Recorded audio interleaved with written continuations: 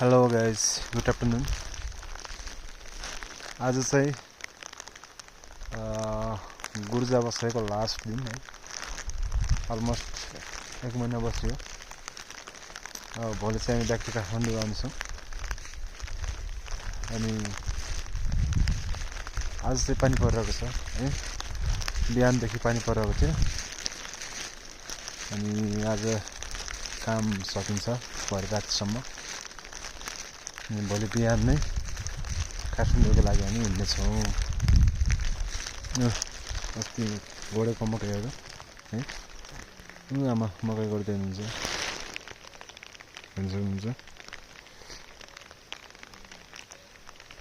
Plastic ओढेर है।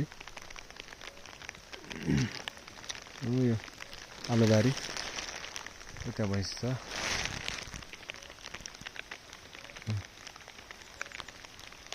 भैँसी गोठ है।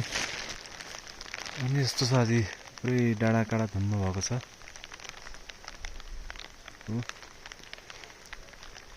कुहिरोलेहरू पनि छ।